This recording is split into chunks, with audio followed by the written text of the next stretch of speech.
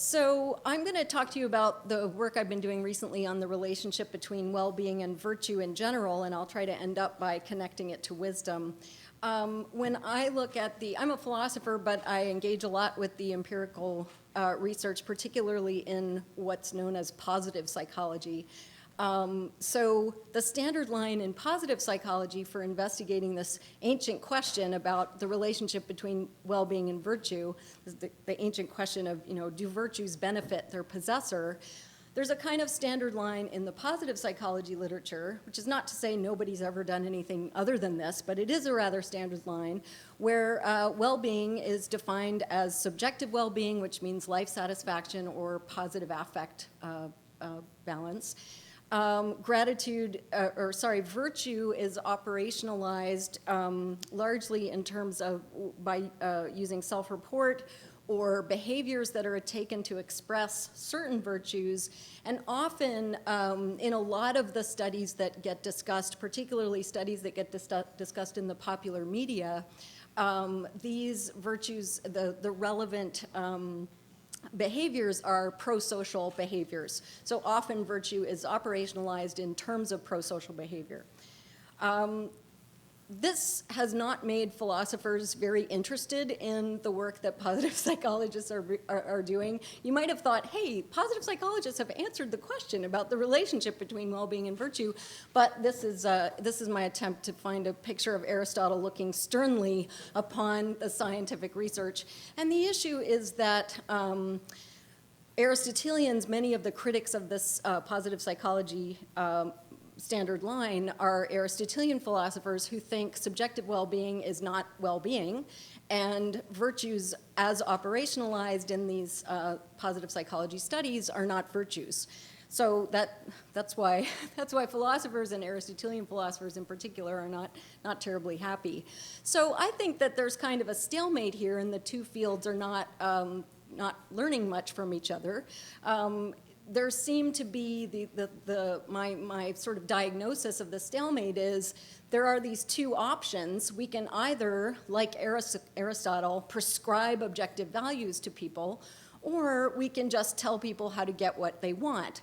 I think the positive psychologists who do some of these studies are always careful to point out people value life satisfaction, people want to have good, happy feelings, and all they're doing, they're not prescribing, they're not moralizing, all that they're doing is telling you how to get what you already want already. There's nothing preachy about that.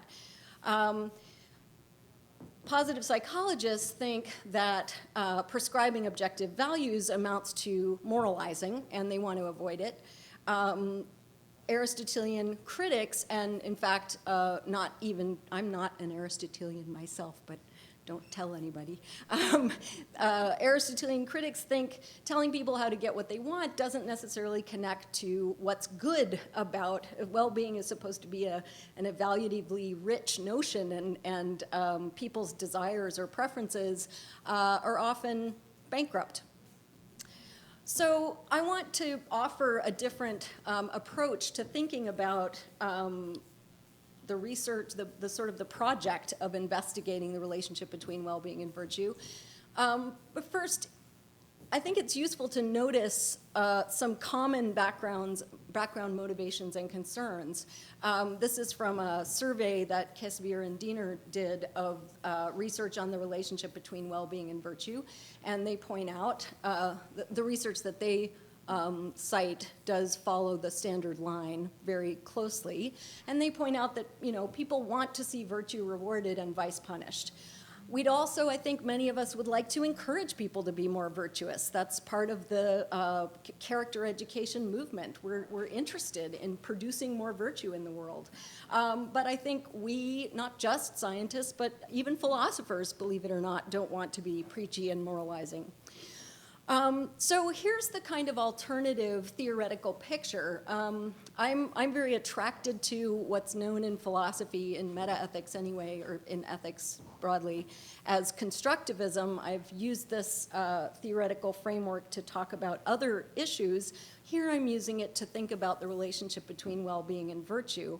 So the way, and I can only give you a very small taste of this in 10 minutes, but the way to the approach essentially starts with thinking about what the practical problem is that we're trying to solve, not by investigating what are the objective values that we might or might not be responsive to. Rather, it's by thinking, what is the practical problem that we're trying to fix here? And this is what I think the problem is that animates the discussion of the relationship between well-being and virtue. We want to increase people's, we want to help people, we want to make people's lives better, but we want to do that without making things worse for the community that those people are a part of. And I think, so it's a very long story to get to the bottom point on the slide, so I'll just state it. I think the way to go with this constructivist approach when it comes to well-being is to start with people's values and think about how those values might be improved. And in particular, to think about how they might be improved in terms of their coherence and sustainability as a set of values over time. So this is the way my constructivist approach recommends that we think about well-being as the fulfillment of this coherent set of values over time. So just, it's also, I think, fairly obvious that virtues often contribute to that coherent and sustainable, having a coherent and sustainable set of values. To take a kind of easier example than wisdom, virtues like kindness and patience sustain the value of friendship. They help you be a better friend. They help you be more successful in terms of your friendships. So virtues are often integrally related to the things that we value. What does all this have to do with wisdom? So I think we do value life satisfaction. I believe what positive psychologists have said about that. We want to feel good about how our lives are going. But I think it's not just that we want to feel good about how our lives are going. I think many of us, I think most of us, and not just academics, we want to feel good about how our lives are going because they are living up to our standards. So I think that we actually, we value the good feeling part of it, but we also value what you might call reflective life satisfaction. It matters to us to live up to our standards. And then the last part of this argument is that, that this kind of reflective life satisfaction requires wisdom. Why would just some very quick evidence, it's a much longer story to tell, but some very quick evidence that we do value this life satisfaction in this reflective sense.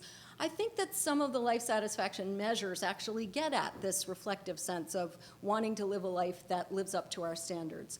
I also think you see this in a lot of, there are a lot of self-help messages and cultural tropes that indicate that we care about having a view on our lives and being able to say to ourselves, yes, I succeeded at, I was a good friend, I was a good wife, I was a good daughter, that sort of thing. So the last point on my three-point argument is that reflective life satisfaction requires wisdom. And the idea here is that if what you care about is having a kind of survey of your life, as my favorite philosopher Hume would have put it, a survey, and succeeding by the standards that make up that survey, well, you need to have standards. And this is where I think wisdom comes in.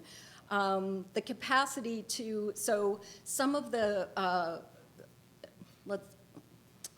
prompted by Ursula's admonition that we define our terms, I will say I take wisdom very, very broadly to be that set of skills, dispositions, and policies that help us understand and deliberate well about the ends of life and to choose appropriate means to those ends. That's a huge, that's very capacious, and filling in the details is where I think all the work is. Here are some of the details that relate to life satisfaction.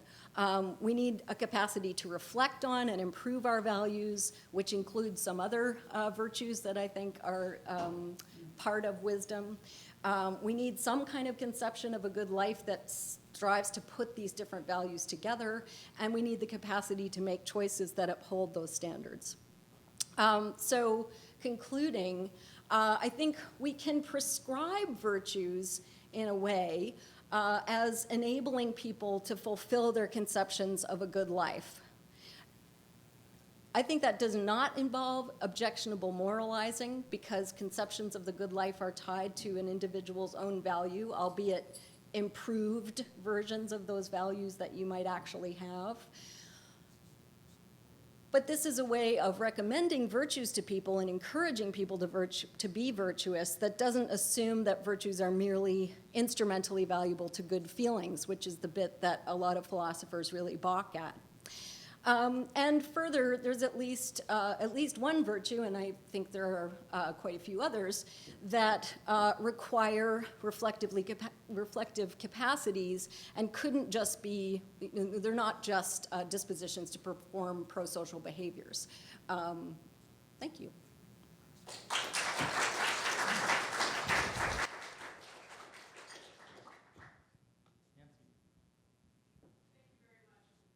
Thank you very much for that presentation.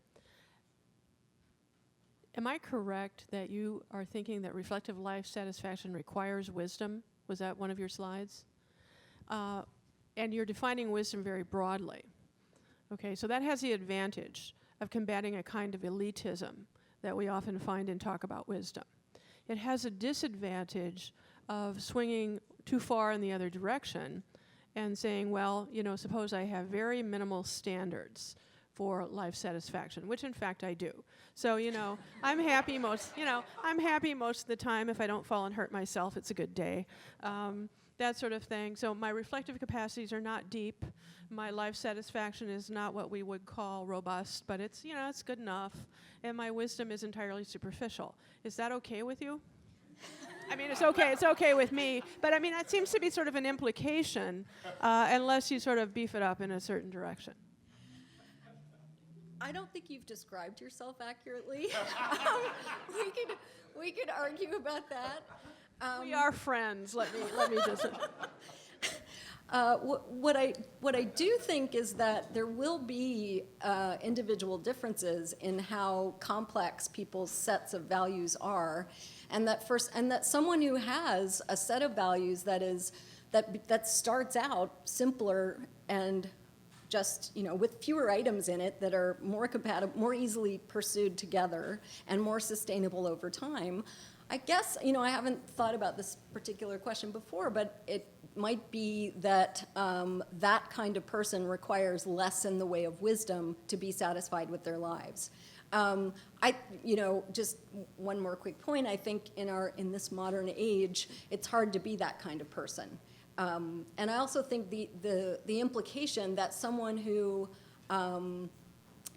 grows up in a community where the set of values is very clear, they endorse them their whole lives, never experience a conflict, the idea that that person might experience a lot of life satisfaction without having a lot of the skills of wisdom, that's a fairly intuitive conclusion to me, so I wouldn't be worried about it. So let me very quickly just ask a question. Executive privilege again? Executive privilege, that's right. Finally, I opened my mouth. That's right. So one of the issues that might be resonant from what Nancy's question is for me is that the term wisdom may be a problematic term in that it sets an unknown threshold and has a high bar of category. But the notion of being a little wiser is so when you talk about improving, if we open the door to a discussion of being a little bit wiser on an incremental basis, then we don't actually have to achieve wisdom to still work within the kind of framework that you're talking about. So that's my question. It sounded like an observation. Well, I'm asking, does it do violence to what you're saying? Oh, I see, right. To say that, so in other words, if you move to Nancy's lowered standard of life satisfaction and consideration, the issue that you talk about in terms of improving those standards by prescription may not be the things that move you into wisdom, but maybe Nancy could be a little wiser, as maybe we all could. And if that's the dimension that defines becoming a little wiser, I'm asking, is that consistent with what you're saying? Absolutely. And I would prefer just to talk about wiser and less wise and not to talk about wisdom at all. It makes things awkward. But so, my approach is a little bit it's opposed to Linda's, so I don't have the same problem of trying to identify exemplars. Linda, if you're there, I'm pointing to the sky as I refer to you, because that's where your voice was coming from. But so my way of thinking about it is we think of wisdom as this kind of, as doing this job, and then empirical investigation is required to see, well, which actual policies, tendencies, capacities, skills, whatever they are, help us do that job better. So I would be very fine with the way you're thinking about it. Let's see if I can compose my questions. Somewhat touch upon what you just said. It seems to me I'm kind of perplexed when we talk about the relationship between wisdom and, let's say, life satisfaction or happiness. How much of wisdom or how much of life satisfaction are we supposed to pursue? Certainly, pursuit of happiness is very important, but in our society, aren't we going a little too far in terms of pursuing, I want to be more wise, and you reach level 9 and you go level 10, 11, 12, so same as with life satisfaction? Yeah, good, thanks. That's a helpful question. So first of all, I think that people value life satisfaction, but they also value many other things. I focused on the life satisfaction because it's only 10 minutes. But I think actually friendship and intimate relationships and familial relationships are tremendously important to people. And when you focus on those values, I think different virtues are paramount. Virtues of kindness and compassion and perhaps gratitude and patience and perspective taking. So, you know, if you're asking me, how do you live a good life? I think a kind of myopic focus on even reflective life satisfaction would be a mistake. So I think it's just one component. And I won't comment on whether American society has gone too far in the pursuit of its subjective well-being, but I'm probably on the same page with you about that too. Hi, I just wanted to quickly clarify a point that I was a little confused on in the slide. So just to clarify, to get reflective life satisfaction, it requires wisdom. So you have to be a wise person to hit that bar of reflective life satisfaction. Yes? That's correct? Does that mean that you can be wise without being both reflective and satisfied with your life? Like, is wisdom like a step down from reflective life satisfaction, where you can have that but not the other?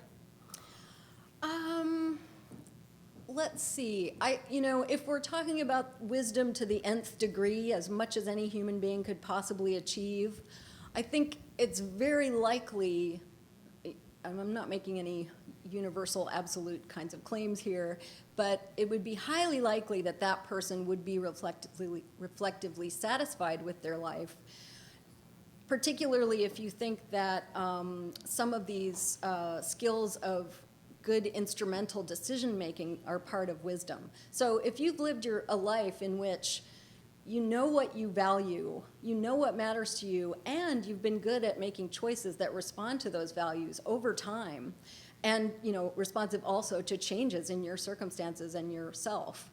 If that's been your life, you're very likely to look back at your life and think, I did good. It was a good life. Yeah. So just to clarify, so you could potentially, though, be wise but not satisfied with your life. Because I do think that maybe reflection is more one that I could see being more of a prerequisite, but maybe not life satisfaction. Sorry, that's the right follow-up. You could be really unlucky, and your life, through no fault of your own, might have gone very poorly. So if you're a parent and you value being a parent above most of the other things in your life, and your child dies, you could be as wise as whoever's very wise, and still and still not have life satisfaction. I think that's a possibility, and that's a tragedy, in fact. So one last question, Monica. Okay, I'm trying to kind of combine what the last speaker was saying and what Masami is saying, and I'm trying, and again, also clarifying. So from my point of view, the reflective part belongs more to wisdom.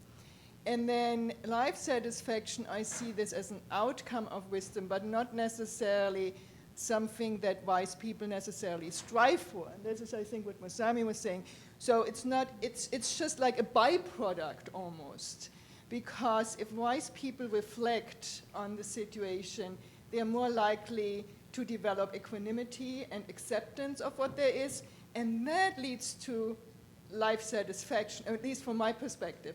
So so there could be, right? So you can also get life satisfaction. I would put it the other way around. You can have life satisfaction out of other reasons because you're really rich, right? And go all to these parties and, and just have, very lucky. But what happens if something happens in your life that you are not too happy about, right? Right. And I think this is where the wisdom kicks in, so that the wise people might still be satisfied or content, contentment, whereas the people who are lesser wise, they are more shaken by life's vicissitudes. Great, yeah, thanks. So two things. First, I really want to stress that I'm thinking about this thing that I'm calling reflective life satisfaction, which if I could get positive psychologists to distinguish these different senses, and I'm not sure that increases in income would predict increases in reflective life satisfaction, because it is a sense that I am living up to my standards. That's what I'm thinking of. But your question still applies, and in a way I think that we're just talking about two sides of the same coin. My interest is in thinking of a way of framing this conversation so that it makes sense to be prescriptive without being a moralizer. So that's my agenda, and I think the way in is through people's values. So I'm not recommending that people go around pursuing life satisfaction. I'm saying people do value life satisfaction. Where does that get us? Is that? Thank you. And